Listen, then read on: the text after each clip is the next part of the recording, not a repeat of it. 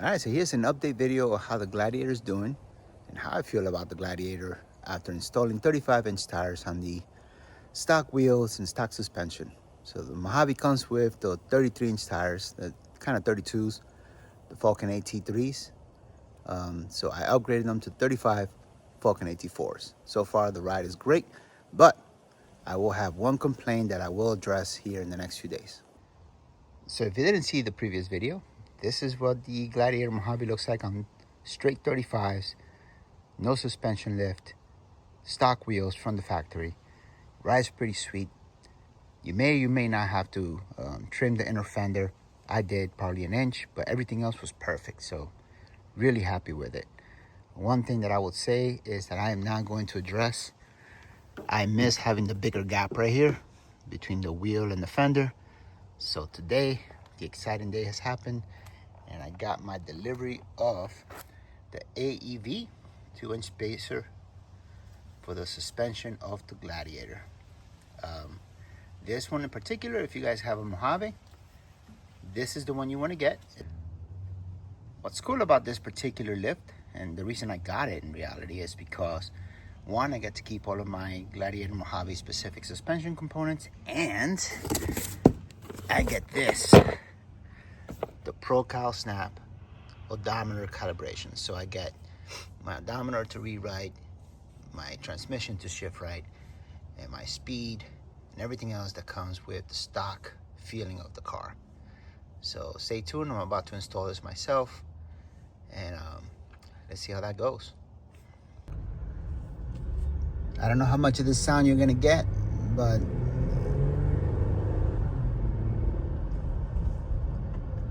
this is what it's like with the 35-inch tires and no recalibration.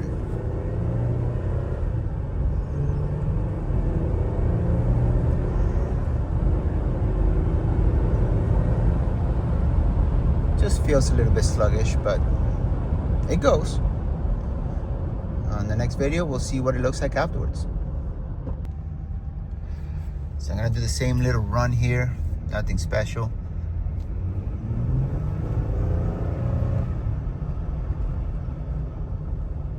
And I can already tell my transmission is shifting in the right spot. It's no longer lagging, and some of my horsepower is back. So here we go.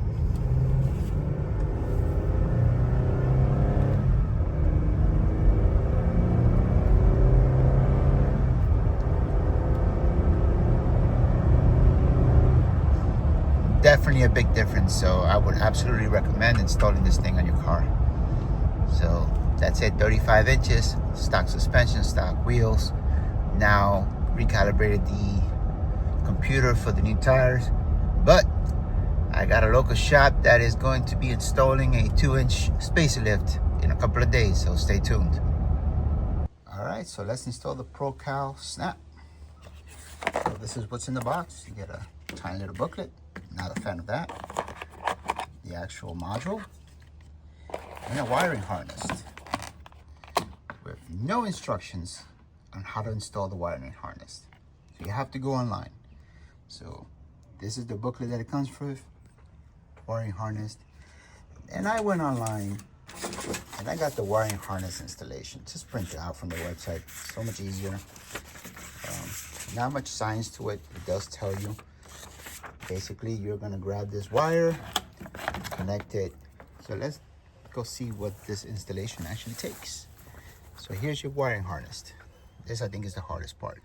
In order to get to the wiring harness over to the OBD port under the driver's side, you gotta take off the glove compartment. Just pull, snaps over here, and it comes right out. And then you're gonna take this right here and connect it to any one of these empty ports. And you're gonna run the wire with the two connectors right here. You're gonna run that wire through the back or through here, and then unhook the carpet, just pull it out, run the wire across to the driver's side so we can connect it under the port. So after I clicked in the connection port, run the wire through the bottom, pulled it out the bottom of the glove box, pushed it on the bottom of the console, They say it's good to remove this part for more access, but I don't think it's needed. So let's go check on the other side. All right, so here's the driver's side. In order to remove this part of the dash, is literally just pull on 6 clips and just yank it out. I hate doing that because it feels like you're gonna break something, but it just comes out. Let's see if that wire made it across. See, you did not have to remove anything. So here we are. Here's the wire. Came right under, came right out. And now comes the good part. Now we have to attach this wire to the port that is in here. So let's see if we can get to it in the camera. Where's the OBD port? There it is. All right. So we have to pinch this to remove it and then attach it to the back. Important to note that in order to remove this, you gotta squeeze on the sides and push it to the back. So push it out so that you can access the connection ports where these 2 wires are gonna go into port 1 and 9. How do you know 1 and 9 is? This one right here is number 16. So we're gonna go into 1 and 9. Like always, there's always gonna be something that'll just get you hung up. And that was unclipping these things, the locks. So I had to use this pick to get in there and pry up. So if you don't have a pick, you can use a dental pick as well, I assume. But that was the hardest part of this whole thing so far. All right, now let's get to connecting the wires. And the wires are labeled number 9 and number 1, right? So number 9 is gonna go, I don't know if you can capture it, there's 2 rows, 1 through 8, 9 through 16. This is number 16. So 9 is on the top, far left, and 1 is at the bottom. I really wish that they had given more wires so that you can have a little bit better access to it. But nonetheless, what you want to do is when you put wire number 9 in, then you put number 1, make sure you hear the click.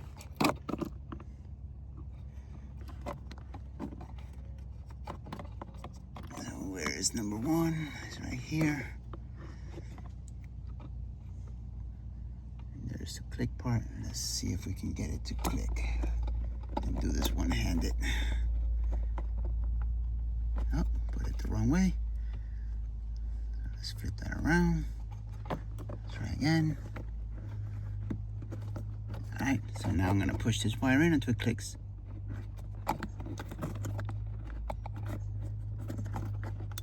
There you go. So now both wires are secure. Neither one of this coming out. Now let's lock these back up on both sides. This secures the wire so they don't come out. Push this back in.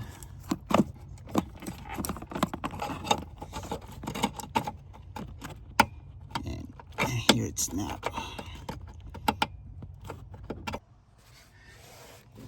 Now that this has snapped back in, my wires are connected. I ran them under the dash to the other side.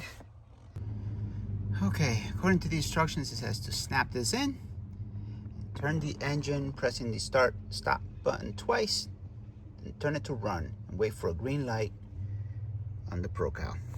Let's go.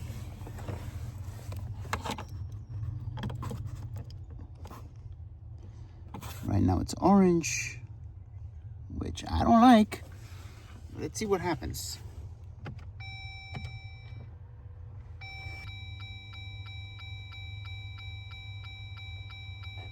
Wait for a blinking green light on snap and blinking brake light on the speedometer. With your foot on the brake, press and hold the cruise control button on off for 3 seconds. Foot on the brake. Cruise control.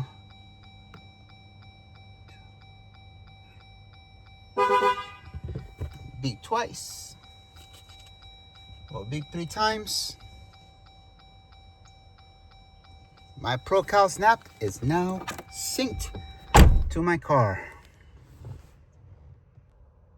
So in order to get this to properly read your new tire size, you have to go through the menu on your controls of your audio.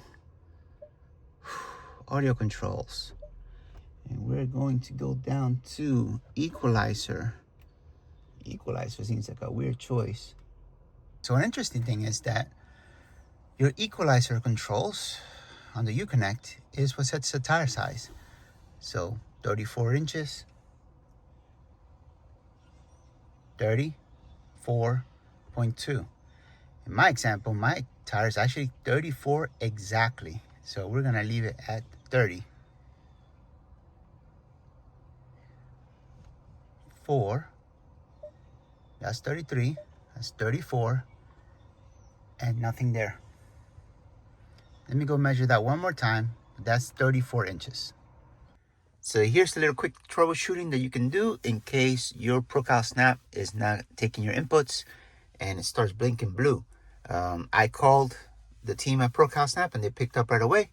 Sent me a video that showed me how to clear that error. Basically what I was doing was make sure that all of your devices near your car are turned off on Bluetooth and Wi-Fi. Make sure there are no cables connected to your USB ports. And most importantly, you need to be in AM before you start setting your tire dimensions. So again, you're gonna set it by going to setting your radio to AM audio equalizer. And when this is ready to sync, you're gonna be messing with the tire size, inches here.